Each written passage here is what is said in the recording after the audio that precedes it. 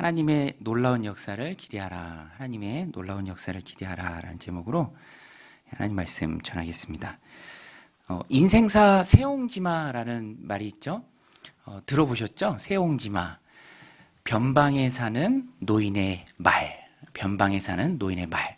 뭐 너무 유명한 말이잖아요. 인생사 세옹지마다. 뭐 내용이 대략 그런 거 아닙니까? 시골 마을에 이제 노인이 말 기르고 있는데 말이 나가잖아요. 그 위로해 줍니다. 아유, 그 귀한 말이 나가서 어떡합니까? 노인이 좀 지혜로운 사람인 것 같아요. 마치 뭔가를 다 초월한 듯이 말하잖아요. 모르죠. 이 일이 뭐 좋게 될지 어떻게 알겠습니까? 어떻게 알겠는가? 근데 진짜로 얼마 있다가 집 나갔던 그 말이 순말인데 한 말을 데리고 오잖아요. 예, 암말을 데리고 옵니다. 뭐 갑자기 말이 두 마리가 된 거예요. 주변에서 이웃들이 좋겠다고 뭐 축하해주고 격려해주니까 지혜가 충만한 노인인 것 같아요. 이번에도 또 의미심장하게 이 일이 화가 될지 그걸 어떻게 알겠습니까? 정말로 노인의 아들이 새로운 그 암말을 타다가 말에서 떨어져서 다리가 부러진 거예요. 그래서 또 주민들이 이웃들이 위로해 주죠. 아이고 아들이 다쳐서 어떡합니까? 다리가 부러졌으니 이제 절뚝이면서 다닐 수밖에 없잖아요. 근데 또 노인이 모르죠. 이 일이 복이 될지 어떻게 알겠습니까? 진짜로 뭐 내용이 그거잖아요. 얼마 후에 전쟁이 났는데 젊은이들 다 끌려갔는데 전쟁이 안 나가게 된 거죠. 다 나가서 죽게 됐는데 목숨을 구할 수 있었다라는 것입니다. 이 이야기가 참 우리의 인생사를 그대로 보여줍니다. 여러분 어때요? 올 한 해 사셨는데 올 초에 계획했던 거 또 마음 먹었던 거 그대로 다 됐다. 뭐 내 계획대로 다 이루어졌다. 이렇게 말하는 분이 많지 않을 겁니다. 왜냐하면 세상의 일이요 몰라요. 우리는 앞을 모릅니다. 계획은 세우지만 뭐가 어떻게 될지 그것을 잘 모르죠. 왜 그런가? 이 인생사 세옹지마다라는 이야기가 하나님이 세상을 주관하고 다스릴 때 세상에서 단견적으로 단편적으로 알 수 있는 지혜예요. 인생사 세옹지마. 길용화복이 어떻게 내 삶 가운데 이루어질지를 모른다라는 거죠. 그래요. 하나님께서 세상을 다스리십니다. 통치하십니다. 우리는 유한해요. 그래서 앞의 일을 우리가 다 알 수가 없습니다. 계획은 세우지만 그 계획대로 다 이루어질지 우리는 알지 못하죠. 하나님이 세상을 주관하시고 다스리는 것이지 인간이 자기 의지대로 자기 뜻대로 자기 노력대로 개척하며 나아가면서 모든 것을 다 이루는 게 아니죠. 세상은 하나님께서 움직여 가십니다. 세상 역사를 주관하시는 분은 하나님이시죠. 그것을 우리가 하나님이 세상을 섭리하신다라고 말해요. 세상이 창조되고 자동으로 프로그래밍 돼서 저절로 흘러가는 것이 아니라 하나님께서 아주 세심하게 간섭하시고 이끌어 가시고 인도해 가세요. 전능하신 하나님께서 세상을 통치함에 우리는 유한하고 따라갈 뿐이죠. 앞일이 어떻게 될지 우리가 알지 못한다라는 것입니다. 오늘 본문에도 보면 그 기쁘신 하나님의 뜻을 찬양하는 바울의 찬가예요. 야, 하나님이 이렇게 놀랍게 세상을 이끌어 가신다. 이렇게 놀랍게 하나님의 뜻과 계획을 이 세상 가운데 펼쳐 가신다. 바울이 깨달아요. 바울이 감격합니다. 무릎을 치면서 하나님의 일하심을 찬양하는 내용이 오늘 본문이에요. 우리 오늘 송구영신 예배인데 이렇게 어떤 말씀을 전할까 보다가 주일날 쭉 보는 로마서 말씀 중에 한 토막인데 참 이 말씀이 우리에게 위로가 되고 힘이 되고 또 내년에 소망이 되는 말씀이 이 말씀이겠다. 그래서 쭉 이어가려고 이 말씀을 전하게 되었습니다. 내일도 이제 로마서 본문인데요. 오늘 본문은 앞에 부분하고 연결되죠. 우리 기억을 좀 더듬어서 앞에 부분에 유대인들이 예수님을 거부하죠. 이스라엘이 예수님을 거부합니다. 그런데 그런 이스라엘의 실패와 같은 그런 모습조차도 예수님을 거부하는 그들의 그런 악한 모습조차도 사실은 하나님의 계획 가운데 포함이 되어 있는 거예요. 인간의 실패까지도 사용하시는 하나님의 놀라운 섭리를 바울이 깨닫고 계시를 통해서 깨닫고 놀랍게 하나님을 찬양하는 본문이 오늘 말씀입니다. 왜 그런가 하면 유대인들이 복음을 거부하고 예수님을 거부했을 때 그것이 유대인들 앞에서 막혔을 때 방향을 틉니다. 어디로 방향을 틀죠? 이방인들에게로 방향을 트잖아요. 참 감람나무인 유대인들의 접붙임 바 된 돌감람나무인 이방인들. 그 이방인들에게로 복음이 편만하게 퍼지는 것. 그래서 우리 지난주 말씀에서 봤죠? 이방인의 충만한 수가 구원받을 때까지 하나님의 놀라운 계획과 섭리, 그 오묘하심의 계획 가운데 이스라엘이 어리석게 된 거예요. 복음은 막혔지만 그것이 하나님의 계획입니다. 많은 수의 이방인들, 오늘 우리를 포함해서요, 우리가 극동에 있잖아요. 선교사님들도 와서 오늘 우리까지도 예수님을 믿고 또 이렇게 하나님을 예배하는 하나님의 아들이 된 것이 이거예요. 하나님의 이 놀라운 이방인들을 향한 구원의 섭리. 사람들의 악한 마음, 그 거부까지도 사용하시는 분이 바로 하나님이시죠. 그래서 그런 이방인의 충만한 수가 들어오기까지 이스라엘의 일부는 어리석게 되었지만 이런 하나님의 놀라운 계획을 섭리할 때 이스라엘의 지금 저 실패하는 모습조차도 하나님이 잘못하신 게 아니다. 하나님의 실수가 아니다. 그것을 바울이 깨달아요. 그래서 11장 29절에 보면 우리 같이 한번 읽겠습니다. 시작.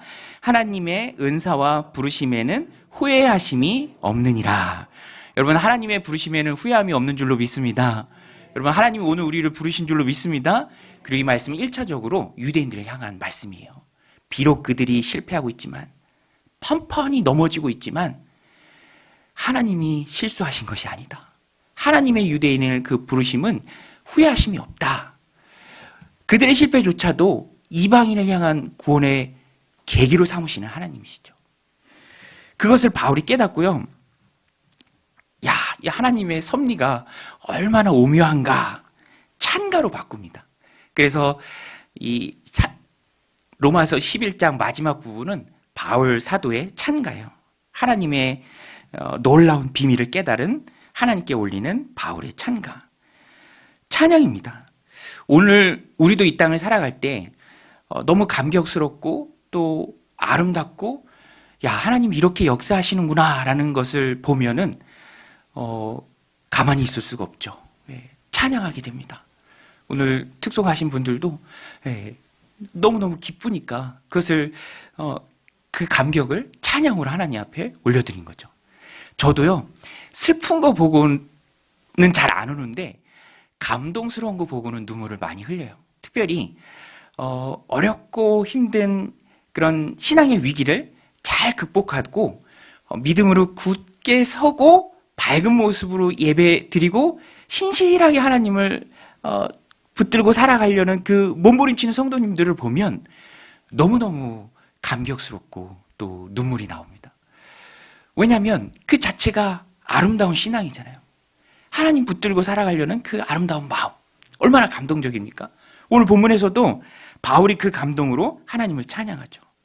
찬가의 내용이 하나님이 놀랍게 역사하신다라는 거예요. 하나님의 역사가 놀랍다.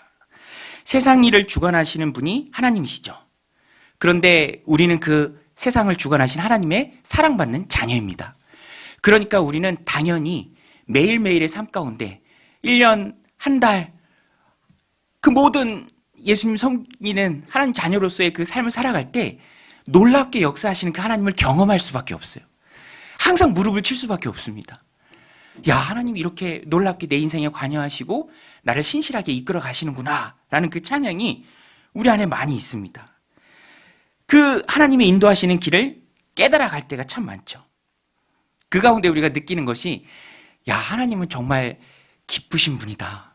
하나님의 뜻이 참 깊다. 너무 깊죠. 하나님께서 알려주시지 않는 이상 우리가 알아갈 수 없을 정도로, 감히 상상할 수 없을 정도로 하나님의 역사하심이 정말로 놀랍습니다. 33절 바울이 고백하죠. 우리 같이 한번 읽겠습니다. 시작. 깊도다 하나님의 지혜와 지식의 풍성함이여 그의 판단은 헤아리지 못할 것이며 그의 길은 찾지 못할 것이로다.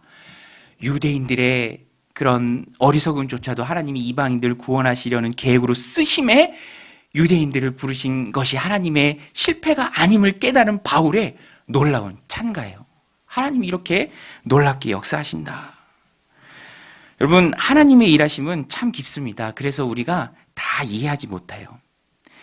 마치 경험이 많고 실력이 너무 좋은 목수가 어떤 작업을 하는데 큰 그림을 미리 그리죠. 그리고 그 작업에 그린 그림대로 일을 해나갑니다. 그런데 그 옆에서 오늘 막 와서 돕는 어떤 신참이 있다면 그 일을 다 머릿속에 꿰고 그것을 잘 하기 위해서 큰 그림을 그리고 일을 해나가는 그 경험 많은 목수의 일을 오늘 처음 와서 돕는 사람이 다 알 수는 없죠. 그냥 시킨 대로 하는 것입니다. 그러면 일도 금방 끝나고요. 결과물이 아름답게 완성되는 것이죠. 신앙생활이 그와 같습니다. 참 기뻐요. 하나님 너무 기쁩니다. 이사야가 고백하는 것처럼 하나님의 생각은, 우리가 땅이라면 하나님의 생각은 하늘입니다. 우리가 가늠하기 어렵죠.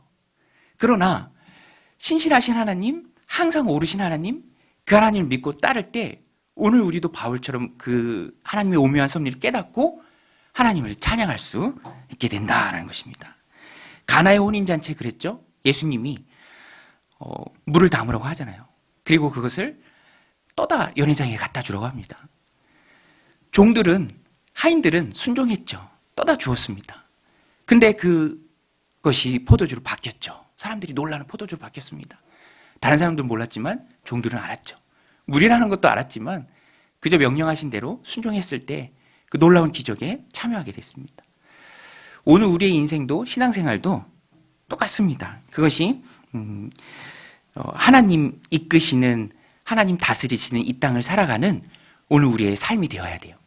그래서 이 말씀을 우리들 삶 가운데 적용할 때 하나님 놀랍게 역사하시는 그 하나님을 신뢰하는 방법인데요. 하나님을 제한하지 말라라는 거예요. 하나님을 제한하지 말라. 우리 한번 따라서 해보겠습니다. 하나님을 제한하지 말라. 여러분, 2023년도에 하나님이 놀랍게 우리 인생 가운데 역사하실 줄로 믿습니다. 그 하나님을 제한하지 않고 주님 주시는 말씀, 내게 주시는 성령의 감동, 하나님 내게 맡겨주신 귀한 사명, 묵묵히 수행하며 나아갈 때 하나님께서 놀랍게 역사하심을 우리가 경험할 수 있을 줄로 믿습니다. 그것이 오늘 우리의 신앙의 고백이 되어야 돼요. 이것을 모르면 내 생각을만 의지하면, 또 내가 빠져있는 그런 상황이나 환경만 너무 의식하면 우리가 하나님을 제한할 때가 있어요. 주님을 제한할 때가 있습니다. 내가 말실수를 할 때가 있어요. 마가복음 9장 23절에 보면 자녀가 귀신 들렸는데 데리고 예수님께 나오죠. 자녀가 귀신 들린 상황이니까 얼마나 암담합니까? 또 제자들은 못 고쳤잖아요. 그런 상황에서 예수님 찾아왔을 때 그 아버지가 예수님께 말씀합니다. 할 수 있거든 좀 도와주십시오. 그때 예수님이 그 말을 문제 삼죠. 믿음을 문제 삼습니다. 할 수 있거든이 무슨 말이냐? 믿는 자에겐 능치 못함이 없느니라. 그때 아버지가 놀라서 나의 믿음 없음을 용서하옵소서, 믿음 주옵소서라고 고백하죠. 우리 마가복음 9장 23절 24절 같이 읽겠습니다. 예수께서 이르시되 할 수 있거든이 무슨 말이냐? 믿는 자에게는 능히 하지 못할 일이 없느니라 하시니 곧 그 아이의 아버지가 소리를 질러 이르되 내가 믿나이다. 나의 믿음 없는 것을 도와주소서 하더라. 믿음이 상황 가운데 함몰돼 버리면 우리도 이런 실수를 할 때가 있어요. 전능하신 하나님이고 오늘 바울이 찬가를 올려서 하나님을 찬양했던 정말 놀랍게 역사하시는 그 하나님을 믿음의 눈으로 보지 못하면, 상황 가운데만 매몰돼 있으면 이런 말실수를 할 때가 있다라는 것입니다. 그래서 우리는 상황을 경계를 해야 돼요. 가데스 바네아에서 최대의 실수가 말실수였죠. 상황이 절박하니까 해서는 안 될 말을 하잖아요. 예, 다시 애굽으로 돌아가자. 예. 뭐 쉽게 표현하면 선을 넘은 겁니다. 선을 넘은 거죠. 오늘 우리도 하나님 주신 삶을 살아갈 때 이것을 경계해야 합니다. 전에 어떤 청년 간증을 들은 일이 있는데요. 이 청년이 시험을 준비하고 있었어요. 임용 시험이었는데 시험을 준비하는 스터디 그룹이 있었답니다. 이제 거기서 열심히 준비하는데 제가 정확히 기억하진 않는데 이제 시험을 봐야 하는데 갑자기 정부 정책, 그에 관한 정부 정책이 좀 바뀌면서 그의 시험을 준비하는 사람들에게 좀 불리하게 작용이 됐던 것 같아요. 그리고 뭐 어떤 뭔가를 가진 사람들에게는 좀 유리하게 되고 근데 이 청년한테 좀 불리하게 작용이 됐던 것 같아요. 그게 함께 공부하는 스터디가 이제 어수선한 거예요. 웅성웅성하고. 너무너무 답답한 거죠. 되게 중요한 시험인데. 그런데 그 스터디에 어떤 좀 나이 든 분이 계셨는데 이분이 믿는 분이었던 것 같아요. 그래서 이 친구도 이 청년도 믿는 걸 아니까 그렇게 얘기했대요. 야, 우리 그러지 말고 기도하자. 기도해보자. 이렇게 얘기했대요. 근데 이 청년이 자기도 모르게 말실수를 한 거죠. 그런 말이 나가더래요. 상황이 너무 절박하니까. 예, 그 선배한테 기도한다고 돼요? 예, 기도한다고 돼요? 근데 자기도 말하고 깜짝 놀란 거예요. 상황이 절박하니까 자기도 모르게 인간적인 생각이 튀어나오는 거죠. 자기는 믿음이 좋은 줄 알았고 신앙생활 열심히 하는 줄 알았고 청년부 잘 수고하니까 믿음이 좋은 줄 알았는데 막상 절박한 상황에 딱 놓이니까 놀랍게 역사하실 그 하나님의 개입에 대해서 싹 잊어버리고 믿음이 사라져버리고 기도한다고 돼요? 세상 논리죠. 똑같은 세상의 말입니다. 기도한다고 되겠나라는 게 세상의 논리 아닙니까? 그런데 우리는 달라야죠. 오늘 바울의 하나님 앞에 올려드린 그 찬가의 내용이 그겁니다. 하나님은 온 세상 역사를 주관하시고 이끄시고 정말 우리가 상상할 수도 없는 그런 놀라운 방법으로 우리들 삶에 개입하시고 이끌어 가시는 분이다. 성도는 다급하고 절망적인 상황에 직면했을 때 정신을 차려야 합니다. 마음과 입을 다스려야 돼요. 하나님은 우리가 생각하지도 못했던 놀라운 방법으로 일하십니다. 보세요. 오늘 바울이 고백하잖아요. 하나님께서는 이스라엘 어리석음도 이용하셔서 이방인의 충만한 수를 구원하시는, 오늘 우리를 포함해서 충만한 수를 구원하시는 그 하나님의 방법으로 사용하십니다.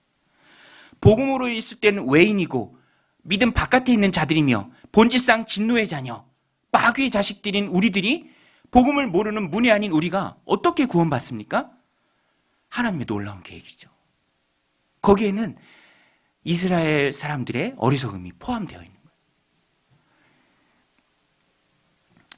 오늘 우리가 그러니까 복음의 최대 수혜자가 되었습니다.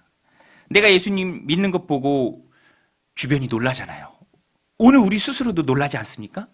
네. 되게 부족하고 연약했던 나를 하나님이 불러주시고 자녀 삼아주시고 천국 소망을 갖고 살아가게 하시고 찬양하게 하시고 예배 드리게 하시고 주님의 몸된 교회를 세우기 위해 힘쓰게 하시고 정말 놀랍죠. 그러니까 찬양을 안 할래 안 할 수가 없는 거예요. 바울이 정말 놀랍게 하나님을 찬양합니다. 그래서 여러분 어려운 일을 만날 때도 쉽게 낙심하지 마십시오.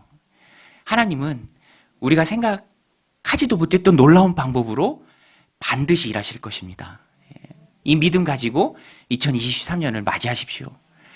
그게 오늘 말씀의 주제예요. 어떤 일을 만나든지 어떤 상황을 만나든지 우리는 민감해야 합니다. 난감한 상황 속에서도 주님의 뜻을 찾는 민감성을 잊지 말아야 돼요. 이 일을 통해서 하나님이 깨닫게 하시는 게 무엇인가? 어떻게 하나님께서 이 일을 선하게 바꾸어 역사하실 것인가? 근데 지나고 보면 참 신기하고 놀라워요. 신기하고 놀랍죠. 아, 그게 하나님의 역사였다. 너무너무 힘든 상황이었는데 사실은 그게 하나님의 역사였다. 저도 말씀을 준비하면서 제가 전에 강동구 어느 지역에 살았었는데, 단지에 살았었는데 그 지역이 뉴스에 나왔어요. 서울 지역에서 전세금이 가장 많이 오른 곳으로. 너무 많이 올랐어요. 너무 많이. 8천만 원인가 9천만 원이 올랐어요. 그런데 또 저희 집주인분은 마침 아주 자본주의에 진심이셨던 분이셨어요. 예. 되게 이제 진심이셨던 분이셔서 그걸 월세로 바꾸셨어요. 월세로. 그러니까 이제 한 달 한 달 내는 그 월세가 되게 부담이 되잖아요. 부격자 시기인데. 그렇게 되게 몇 년을 그랬던 것 같습니다. 근데 또 이제 자본주의에 진심이신 분이니까 또 해마다 이제 월세 비용을 올리시더라고요. 너무너무 힘들었죠. 그냥 전세로 해주시면 좋을 텐데 너무 진심이시셨어요. 막 이렇게 집에도 찾아오시고. 그래서 이런 분도 계시는구나. 그런데 이게 힘들었지만 또 지나고 보면 그 가운데 하나님의 이끄심이 계셨어요. 그래서 이럴 거면 차라리 월세를 내느니 대출금을 내자. 교회가 가까운 곳으로 서울에 있지 말고 교회가 가까운 곳으로 이사를 가자. 그런 마음을 갖게 됐어요.